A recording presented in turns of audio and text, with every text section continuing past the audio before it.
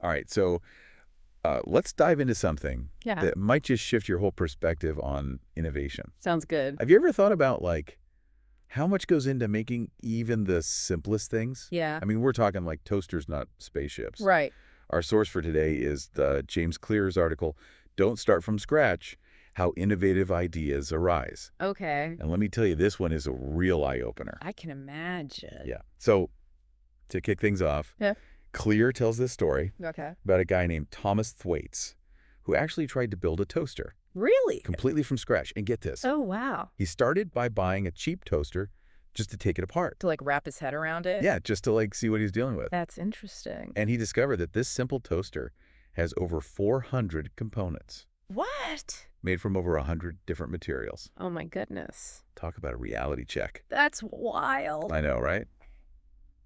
But Thwaites is undeterred. He's committed to this. Wow. He goes so far as to contact an iron mine to get the raw materials for the steel. Wow. And they were okay with that. And surprisingly, the iron mine agreed. That's so funny. But the real kicker is when he reached out to BP, Okay. asking for some crude oil to make the plastic casing. Oh no. They basically laughed him off the phone. I can only imagine that conversation. So what did he end up doing? I don't know. What do you do in that situation? He melted down plastic scraps. He did not. Yeah. And the result was a toaster that, according to Clear, looked more like a melted cake. That's hilarious. But it makes you think, right? It does. I mean, starting completely from scratch, Yeah. even with something as basic as a toaster, Right? seems almost impossible. That's a really good point. But isn't there a danger in only iterating?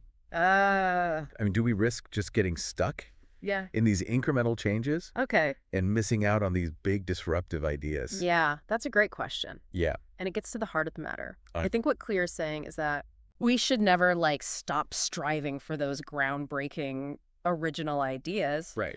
But his point is that even those eureka moments Yeah. are often built upon a foundation of existing knowledge Oh, and okay. experience. So it's more like building upon the shoulders of giants Exactly. rather than trying to reinvent the wheel. Yeah. Okay, I like that. Yeah. And to illustrate this point, Clear brings up some fascinating examples, Okay, like what? like the evolution of bird feathers. Bird feathers. Yeah. Scientists now believe that they evolved from reptilian scales. Oh, wow. And it wasn't some overnight transformation, Right.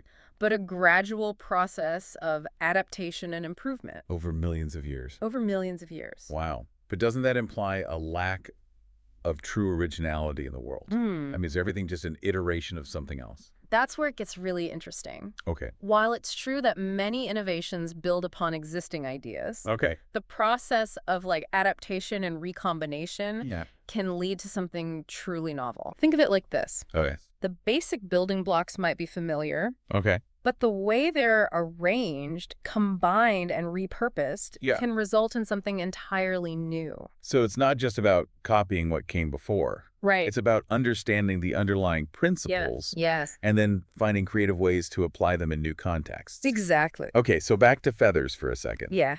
How did those reptilian scales even make the leap to flight? Well, that's where the concept of exaptation comes in. Exactation. Exaptation. Yeah, it's this fascinating phenomenon Okay. where a feature that evolved for one purpose Okay. ends up being adapted for something completely different. Okay, give me an example. Think about feathers. Okay. Initially, they might have served purposes like insulation Okay. or display totally unrelated to flight. Yeah. But over time, these pre-existing structures Got it. gradually evolved, Yeah. driven by various evolutionary pressures, and eventually became the aerodynamic marvels we see today. So are you saying that even those seemingly random mutations that happen in nature Yeah, are actually building on what already exists? absolutely. Even random mutations Okay. occur within the context of an existing genetic framework. Right. It's not about starting with a blank slate. Okay. It's about tinkering and tweaking within a set of constraints Okay. and possibilities. That's really interesting. Yeah. Yeah. So,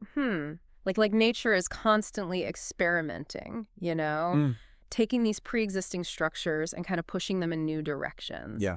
And this principle isn't just limited to the natural world. Okay. It applies to human innovation as well.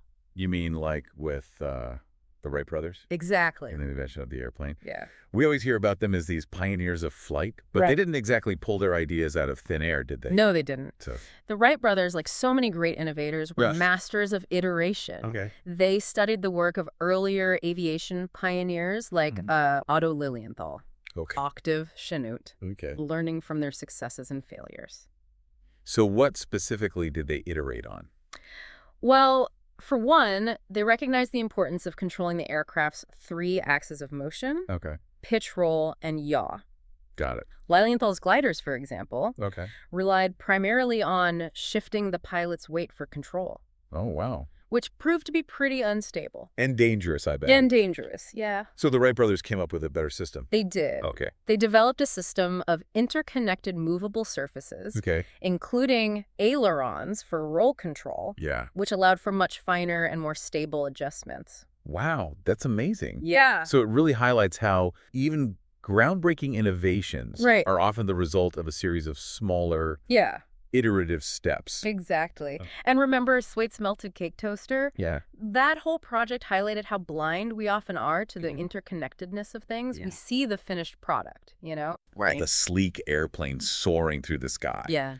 But we rarely consider the countless iterations and refinements that went into its creation. It's easy to forget that behind every technological marvel is a long history of trial and error, Exactly. of learning from past mistakes Right. and building upon existing knowledge. And that's where the real power of old ideas comes in. Okay. Ideas that are already working Yeah. have already passed a multitude of tests. Nice. They've proven their viability in the real world. So instead of constantly chasing after the next big thing, Right. maybe we should be focusing on refining and improving upon what's already working. You've hit the nail on the head. Okay. Why start from scratch? Yeah. When you can leverage the collective wisdom and experience that's already out there. That's a good point. It's about recognizing that innovation isn't always about radical disruption, Okay. but also about thoughtful iteration and optimization. This is making me think about like my own work. How many times have I struggled to come up with something original Right. when I could have been iterating on a great existing solution? It's a common trap we all fall into. Really? Yeah, we get caught up in this idea of being original. Yeah. And we overlook the potential that lies in building upon the work of others. Mm-hmm. But the truth is, even those seemingly original ideas Yeah. are often influenced by our experiences, our knowledge, Yeah. and the ideas we've encountered throughout our lives. So you're saying there's no such thing as a truly original idea? Well, it depends on how you define original. Okay. Sure, there are rare instances Yeah. where someone stumbles upon a truly groundbreaking concept Mm-hmm. that seems to come out of nowhere. Right. But even then, it's often the result of a unique combination of existing ideas and experiences. It's like that saying, creativity is just connecting the dots. Exactly. Yeah. And the more dots you have to connect, the more potential for creative combination. Right. That's why it's so important to expose yourself to a wide range of ideas, Yeah. to learn from different fields and disciplines. Right. You never know when those seemingly disparate pieces of knowledge Yeah. might come together to spark a new innovation. This whole conversation is making me realize that Yeah. maybe we need to redefine our understanding of innovation. It's not just about coming up with something completely new, Right. but also about finding clever ways to adapt and improve upon what already exists. I see it the same way. Okay. It's about recognizing that progress is often an iterative process, Yeah. a journey of continuous improvement, Right. rather than a series of isolated leaps forward. And embracing that mindset could unlock a whole new level of creativity and problem solving. Absolutely. Wow. It's about looking at existing solutions with fresh eyes, Okay. questioning assumptions, and finding ways to make them even better. This is definitely a shift in perspective for me. Yeah. I've always been so focused on trying to be original that I've probably missed out on some great opportunities to iterate It happens. and improve upon existing ideas. Yeah. Yeah, it's like we need to give ourselves permission Yeah. to build on the work of others, to Yeah. see it not as a lack of originality, Right. but as a stepping stone to something even greater. Yes. It's about shifting our focus from individual achievement Yeah. to collective progress, Yeah. recognizing that we're all part of this ongoing conversation, Right. this continuous cycle of iteration and innovation. This whole iterate, don't originate concept Yeah. is really resonating with me. I can imagine. It's like a weight has been lifted off my shoulders. That's the beauty of it. Yeah. It frees us from the pressure of having to constantly reinvent the wheel. Right. It allows us to tap into this vast reservoir of knowledge and experience that's already out there Yeah. and build upon it. And who knows, by embracing this approach, Right. maybe we'll uncover even more innovative solutions than we could have imagined. Exactly. It's about leveraging the power of collective intelligence, Yeah. recognizing that we can achieve far more together Right.